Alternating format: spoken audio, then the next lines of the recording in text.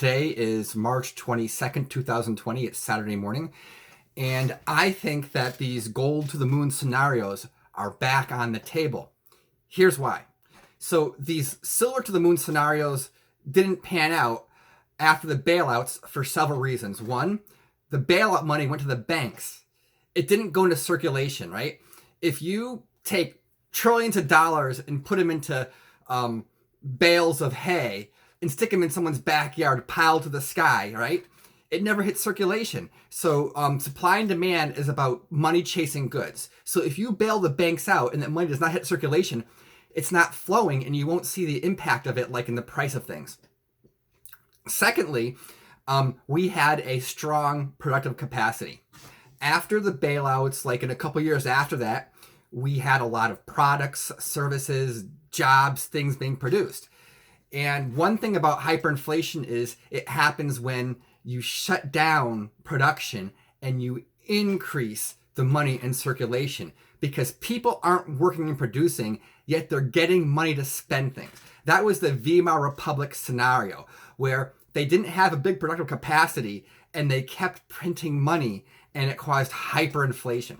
Well, that didn't happen to us in the US after the bailouts. We had productive capacity, the money didn't circulate, many reasons. But what's happening now is that people are losing their jobs.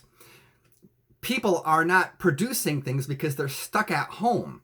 And in this scenario, if they give everybody $1,000 like every couple of weeks, guess what? That money hits circulation as soon as they get it in their hand. So people will spend the money as soon as they get it. It will go right into circulation.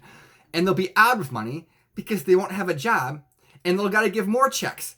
And those will get spent. So you'll see a lot of money chasing the goods when there is not a productive capacity behind it, right? That money being given out is not based on anything being made. It's based upon us sitting at home, needing to buy things. That's my opinion. So another thing that happened yesterday was the Dow was down 900 points, but gold and silver were up, right? So Dow down, gold, silver up.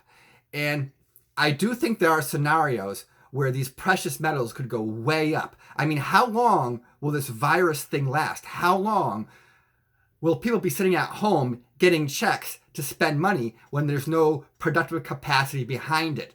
I don't know. In fact, who knows? I mean, we could be into a doomsday scenario and then all of a sudden they announce, oh, we've got a treatment for the vaccine. Oh, a treatment for the virus. Oh, we got a vaccine for the virus. Then you could see stuff ramp up suddenly. And I tell you, there are people in the know who made their trades before these announcements. There's already several senators who sold all their stocks like the day before they announced they're shutting everything down. So I think that's going on a bigger scale than people realize. But yeah, I think that we have these gold to the moon scenarios are really possible now.